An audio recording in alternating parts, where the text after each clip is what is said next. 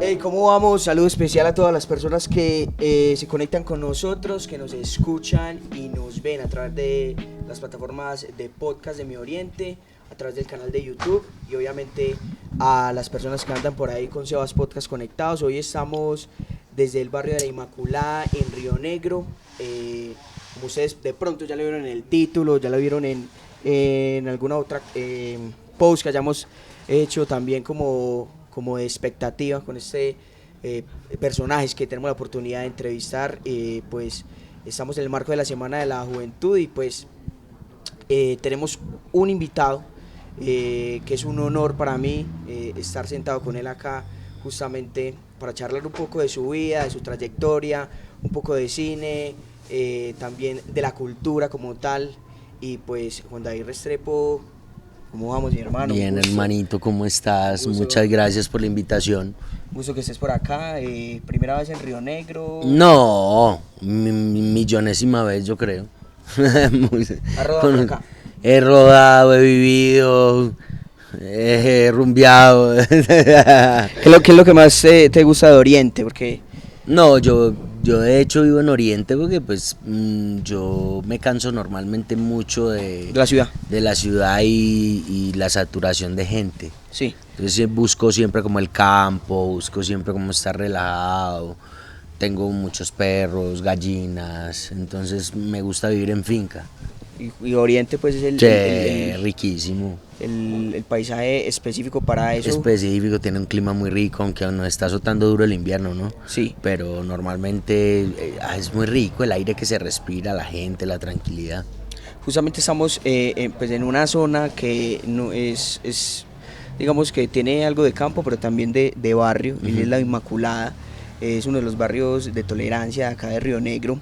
Y hablamos antes de la entrevista de que vos has tocado precisamente muchos barrios de Medellín fuertes, afectados obviamente por la violencia anteriormente y actualmente, y que vos nos estés acompañando en esta toma barrial es también como una enseñanza, y que nos enseñes también vos un poco de cómo llegar a estos barrios con personas que quieren soñar y que quieren florecer debajo de tanta violencia.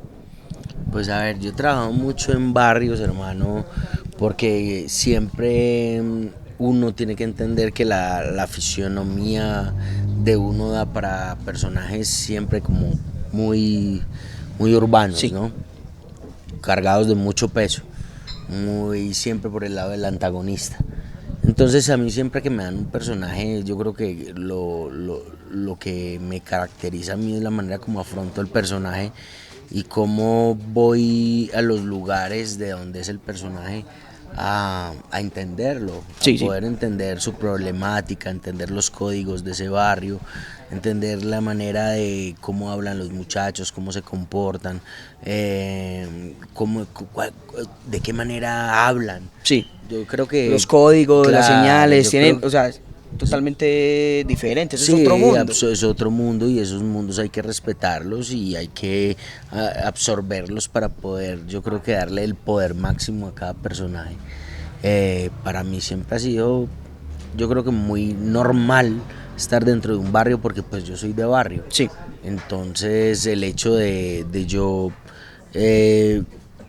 como volverme a adentrar en un barrio no me genera como miedo o como preocupación porque conozco como cuáles son los códigos de un barrio, vengo de un barrio, he trabajado en barrio, sigo trabajando en barrios, entonces no, para mí es como muy normal. Justamente en una de otra entrevista que hiciste por ahí, hablabas de que te sentías cómodo con los personajes que hacías porque sí, eran de barrio. Uh-huh. Y pues casi siempre han sido todos de barrio, y justamente es eso, o sea, esta pregunta encaminada como a cómo adaptas tu personaje desde que te dan el guión, o sea, cómo es ese proceso desde el minuto que te dicen, bueno, tenés esto y tenés que romperla con ese personaje. Bueno, cuando me entregan el guión, primero que todo es como leerlo. Sí. La primera vez leerlo, manera de quién es el personaje. Sí. Mi rol en dónde me va a parar. Sí. Y ahí empiezo a enamorarme del personaje. Entonces ya es una lectura más interpretativa, de interpretar el personaje, de entenderlo. Ya de ahí viene una lectura de interrelación. ¿Quién es mi personaje y cómo se relaciona en el entorno? Y cuáles son mis personajes con los cuales me voy a relacionar, Sí. y con los cuales voy a tener más actividad dentro de la historia. Después hago una lectura con los actores a los cuales hago o tengo muchas escenas o tengo una participación fuerte, para empezar a entender como nuestra relación, empezar a entender sí, cómo sí. hablamos, cómo nos comportamos, cómo nos miramos, que haya esa confianza de personajes. Normalmente cuando lo ponen a uno con actores, son actores que uno nunca ha visto, pero que tienes una relación de amigos dentro de la parceros, historia. Claro. Sí. Entonces yo creo que se tiene que ver muy natural, porque vos Ajá. nunca has parchado con él y tenés que ser el mejor amigo. Absolutamente. Entonces ahí es donde vienen esos códigos, ahí es donde viene el hecho de crear esos personajes desde afuera de la preproducción, para entender esos códigos a la hora de rodar, que ya se sienta una lectura de que son amigos de verdad, de que llevan tiempo hablándose, de que se conocen plenamente, ¿no? Hablemos un poco de ese rol, ¿cierto? Del actor, del proceso, pero también hay que hablar el detrás de cámaras, que vos ya estás empezando, digamos que a generar como referente también en el cine colombiano, con la película que está pronto a salir. ¿Cómo ha sido esa experiencia de dirigir una película? Pues eso yo creo que es una pasión y una locura absoluta. Yo creo que hacer cine es la osadía y la cojonada más grande que puede hacer un ser humano. Esto es una quijotada, es una aventura muy wow, muy magna, hermano. Sí. Porque te nutre pero también te desgasta, ¿no?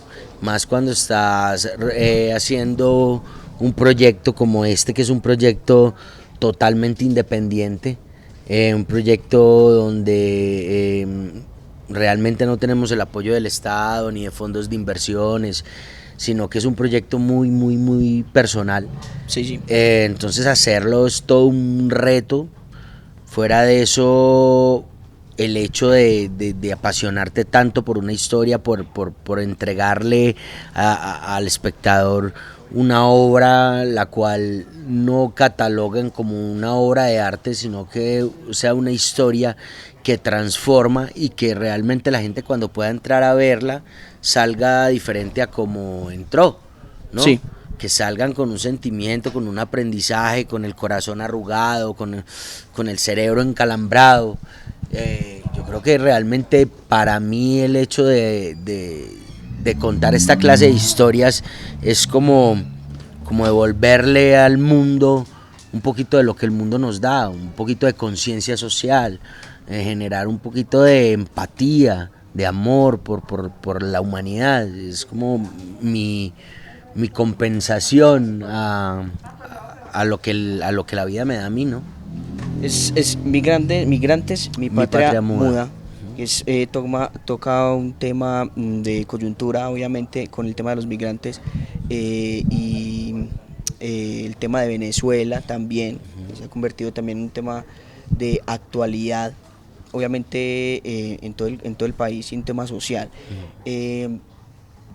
Yo creo que hablemos un poco también, como para ir ya cerrando, y es que te contaba antes de la entrevista que en uno de tus posts en Instagram vi un comentario me apareció un comentario de alguien donde te decía, pero que las mismas películas de violencia del país, no sé qué, y tú muy respetuosamente y profesionalmente le respondiste, pero es que le dijiste como algo, no fue en palabras literales, pero sí le dijiste como hay que, digamos, recordar esa historia para no repetirla.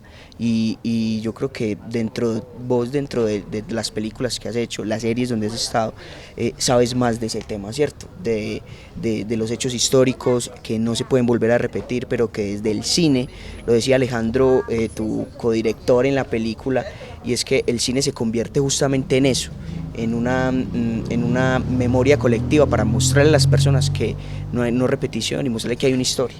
Uh-huh. Bueno, lo que pasa es que, a ver, yo creo que hay un desconocimiento pleno sobre el objetivo de la televisión y sobre el objetivo del cine. Sí. Las personas creen que la televisión y que el cine están hechos para educar a la humanidad.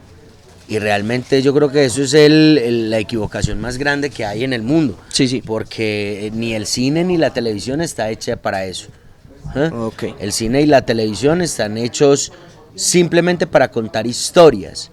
La educación está la casa, está el colegio, están los papás que son los encargados de generar el contenido, de generar el aprendizaje, de generar los valores que un niño debe tener. Pero un niño, ¿qué tiene que estar haciendo? Viéndose Rosario Tijeras a las 10 de la noche, 11 de la noche, no tiene que estar haciendo nada, o Escobar, o X, o Y, Z. Los niños tienen que estar estudiando y jugando, no viendo televisión y contenido para adultos. ¿Sí me entiende? Sí, sí. Entonces la gente pretende, ay no, pero es que esos contenidos que los niños, vea señora, primero que todo está haciendo su tarea mal, porque los niños no tienen por qué estar viendo televisión, claro. Primero que todo, ¿sí me entiende? Sí. Los niños tienen que estar haciendo tareas, jugando con los muñequitos y en el colegio, sí. Pare de contar. Entonces, el hecho de que asuman que la televisión es una manera de educar a sus hijos, pues eso ya sí es problema de cada quien. ¿Sí me entiendes? Eso claro, es el error de cada quien. Segundo, el cine es un espejo que retrata nuestra realidad. Y como espejo que retrata nuestra realidad, no pretendemos que el espejo se mantenga lleno de suciedad para no reflejarla o ponerle una tela para no reflejarlo. Esa es nuestra realidad y hay que contarla. Así como los nazis, los rusos cuentan su historia, como los gringos cuentan sus historias, como los japoneses cuentan su historia, nosotros contamos nuestras historias. Sencillo. Bueno, Juanda, un gusto. Gracias, hermanito. Estar por acá con vos. Pregunta obligada, y yo creo que ya para ir cerrando, son dos preguntas, ¿cierto? La primera es de que me hables de los papeles que has hecho. ¿Cuál ha sido el que más te haya significado? Y no me diga que y me dice John F. y por qué no, mentiras. Y el segundo es una invitación como tal a las personas que nos ven, que nos escuchan, a que justamente lo que hablamos al principio del tema de los barrios y del tema de los jóvenes que quieran luchar por sus sueños, creer en ellos y trabajar por ellos. Bueno, pues a ver, yo creo que el personaje que más ha significado para mí es un personaje de una serie que se llamó El Estilista. Ajá. Un personaje que era samurái, sí, que era un guerrillero. Ese personaje me esforcé muchísimo por lograrlo a nivel físico, a nivel emocional, a nivel corporal. Sí. Tuvo retos increíbles, muy increíbles. Y bueno, la invitación para los muchachos es que realmente busquen otras opciones y no pararse en una esquina a perder el tiempo, ¿no? Cada cual es dueño de su tiempo y cada cual es dueño de sus ambiciones y cada cual tiene que tener un foco, un norte como visualizado para poder llegar a él. Entonces, si desde jóvenes tenemos un foco específico ya definido, yo creo que ya lo único que nos queda es trabajar en pro de ese foco, ¿no? De que ese foco realmente podamos llegar a él. Entonces el consejo es que no pierdan tiempo, que realmente se muevan. Listo, paréntesis para cerrar, yo creo que esa pregunta la tenía y se me había salido de la cabeza y quiero que rápidamente me hables de la experiencia, cómo fue la escena de Rosario cuando muere John F. y que vos vas por todo Medellín y que tienes que hacer el muerto, todo ese rodaje, esa escena, mejor dicho, esa es una de las preguntas obligadas que quiero hacerte ya para cerrar. ¿Pero cómo es la pregunta? Cuando John F. muere, ¿cierto? A vos te toca, pues que vos estás, como que te hace, pues sí.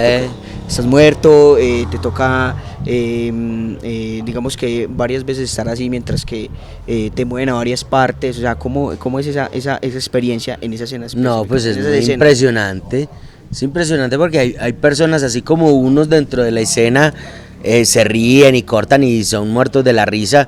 Hay otros que mantienen su personaje, hay personajes que mantienen ese dolor, entonces le hace a uno como sentir eso muy real, como sentir si uno estuviera muerto y sus familiares estuvieran ahí llorándolo, sintiéndolo. Había momentos en que yo como muerto y lloraba y estaba llorando y tenían que cortar, se le está viendo la lágrima a Juan David y me limpiaban las lágrimas, porque realmente me dolía ver escuchar el dolor de los demás, ¿no? Muy fuerte, muy fuerte. Bueno, Juanda, ya ahora sí cerramos. Un gusto y un placer, otra vez te digo. El gusto es mío, hermanito. De entrevistarte, ya pues un corto tiempo, se me quedan otras más preguntas, pero pues hay que seguir, conocer más del barrio y muchas gracias a las personas que escucharon y llegaron hasta el final. Muchas gracias, parcero. Muchísimas gracias. Bendición, hermanito, que estés muy bien.